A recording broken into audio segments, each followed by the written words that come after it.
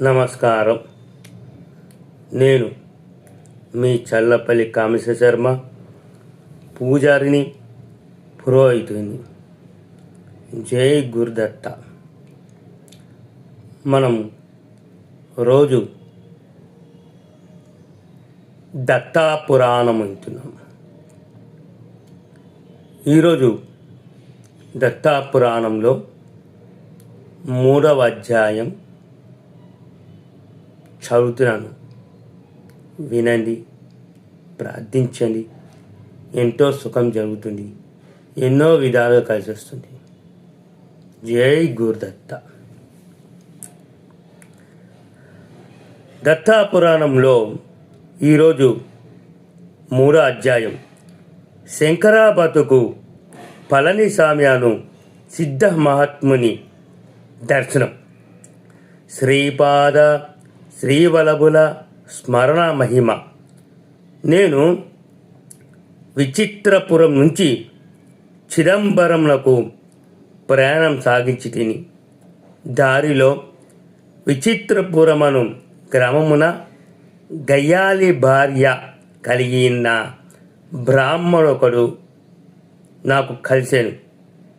తాను ధనము తేకున భార్య అన్నము పెట్టదని, కావున ఇరువురము భిక్షకు పోవుదుము పలికి ఆ గ్రామమందలి ఇళ్లకు భిక్షకై బయలుదేరితిమి. ఏ గృహమునందు మాకు భిక్ష లభించలేదు.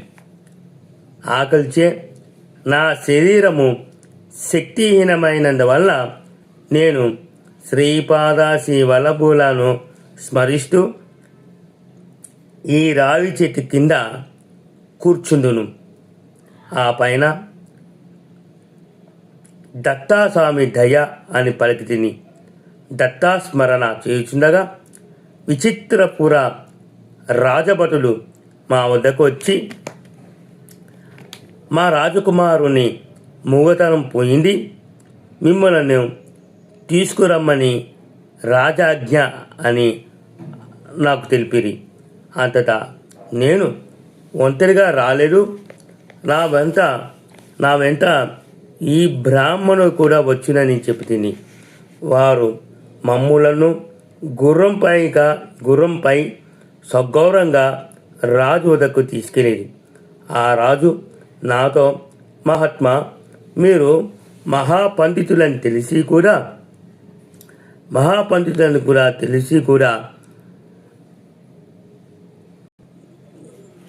మీ రిక్తహస్తంతో పంపితిమి. మీరు వెళ్ళిన వెంటనే నా పుత్రుడు శ్రీపాద శ్రీవల్లభ దిగంబర దత్తా దిగంబర అని పలకసాగాను. 14 సంవత్సరములు ఏ ఒక్కరు తన నోటిలో విభూతి వేసినని నా పుత్రుడు చెప్పాను. మీకును ఆ యోగికి గల సంబంధమేమో తెలుపవలసిందని రాజు కొరగా, ఆ ఎట్టి దత్తా ప్రభువు శ్రీపాద శ్రీవల్లభ రూపమున కురవపురమునందు ఉంటిరి.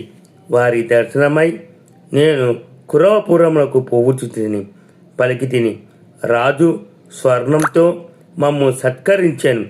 రాజుగారిచ్చిన స్వర్ణము బ్రాహ్మణుని భార్యకి ఇవ్వగా ఆమె మాకు భోజనం పెట్టినచో ఆమె గయ్యాలతనం కూడా పోయి సాధువర్తనులై దత్తాభక్తురాలుగా మారాను. అచ్చటి నుండి బయలుదేరుచుండగా మాధవ వనం బూర్ది కూడా నాతో వచ్చేదనగా సరే అంటిని. నేను నంబూద్రి చిదంబరం వైపునకు ప్రయాణం సాగించితిమి. నంబూద్రి బ్రాహ్మణుల ఆచార వ్యవహారములందు, నియమము నిష్టములందు, మంత్ర తంత్ర విద్యలను చాలా ప్రసిద్ధులుగా, కానీ మాధవ సమృద్ధి నిరాక్షర కుచ్చి అతడు దత్తా ప్రభువులను అంచెంచుల భక్తి కలవారు. మేము చిదంబరమందు కోణాలలో ఏకాంతంగా నున్న పళనిస్వామి అను వృద్ధులైన సిద్ధ మహాత్ముని దర్శించితిమి. ప్రస్తుతం వారు 300 సంవత్సరాల వయస్సు కలిగి ఉన్నారు.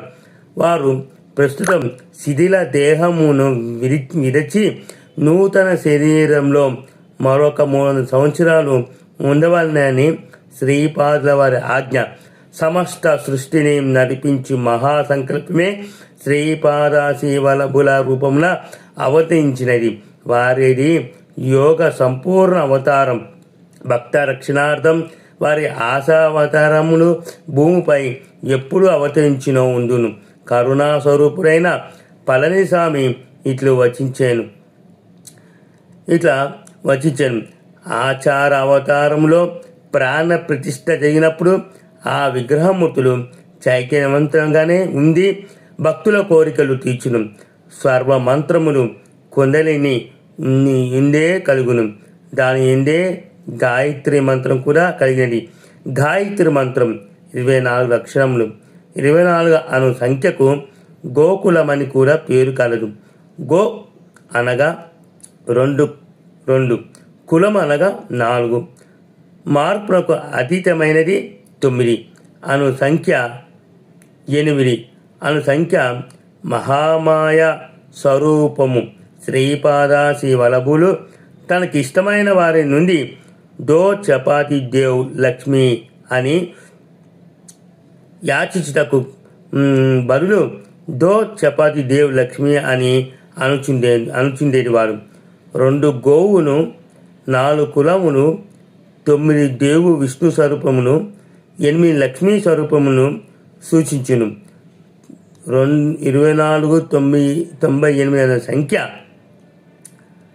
2498 అను సంఖ్య యొక్క విశిష్టను జీవులకు గుర్తు చేయుటకై శ్రీపాదుల వారి విధంగా చేయించుతుంది. గోకులములందరి పరబ్రహ్మము పరాశక్తి శ్రీపాదవల్లభ రూపమనే ఉన్నవి. శ్రీకృష్ణ పరమాత్మే శ్రీపాదశివల్లభుని తెలియను.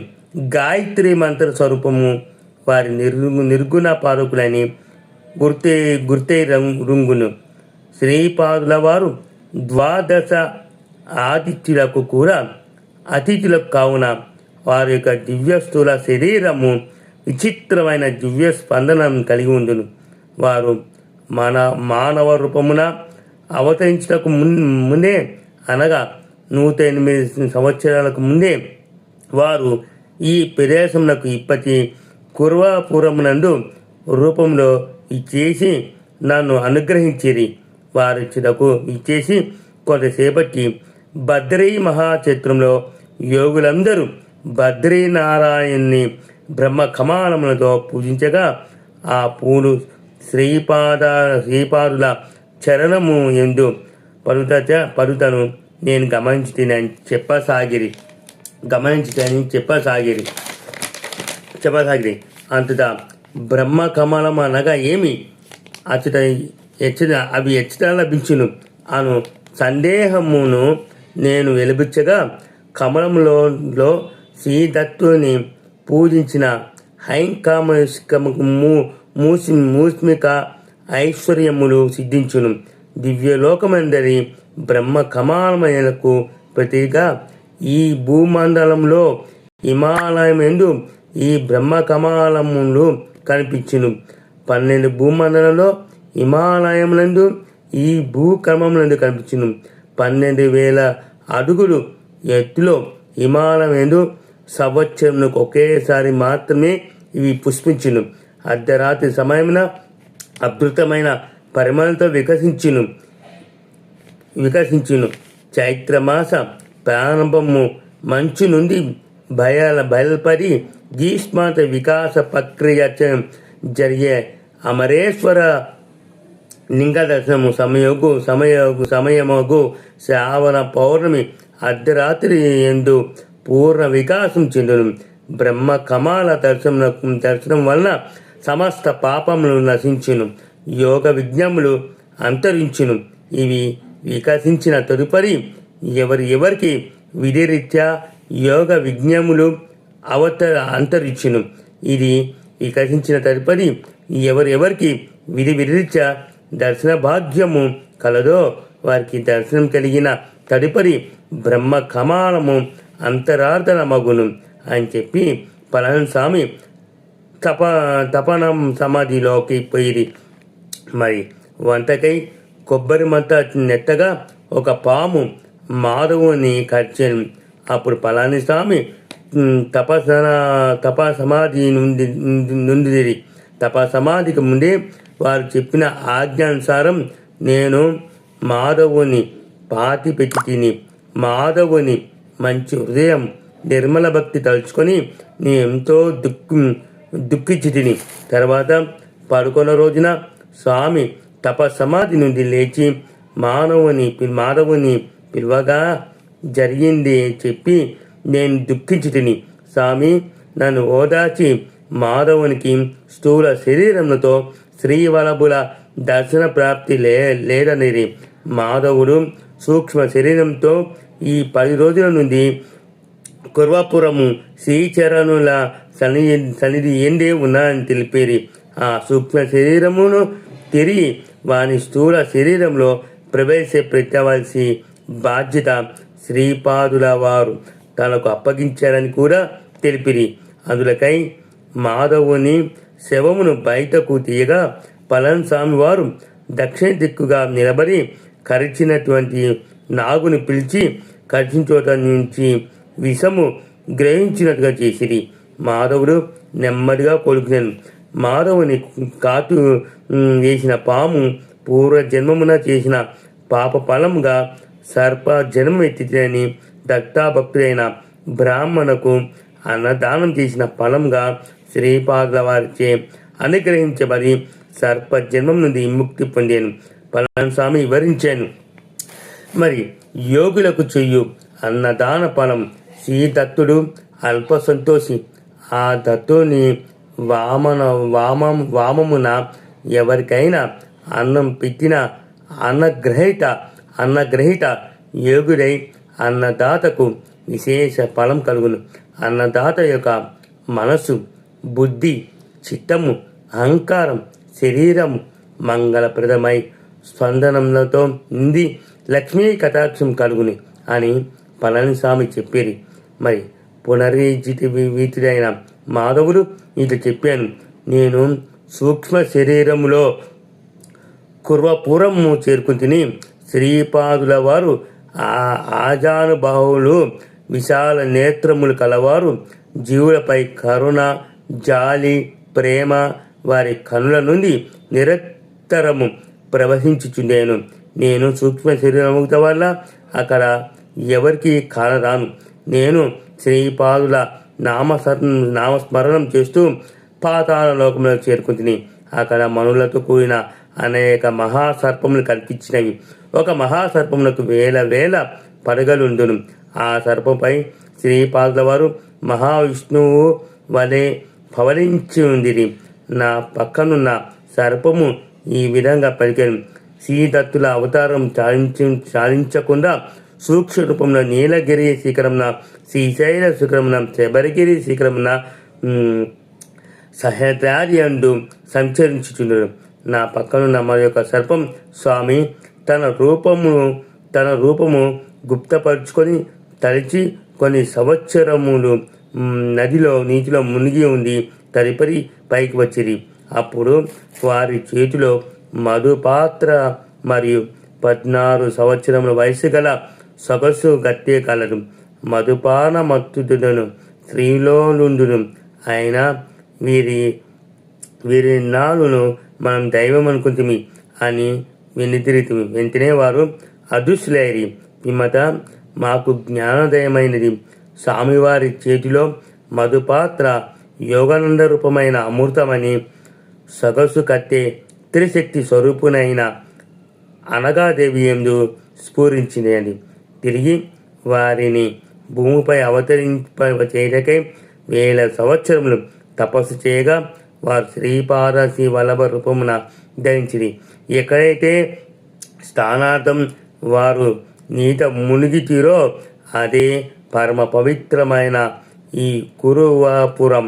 పాండవ కౌరవ కుటుంబ మూల పురుషులైన కురు అనే మహారాజులకు జ్ఞానోపాధ్యాయము కలిగిన ప్రదేశమే కుర్వపురం.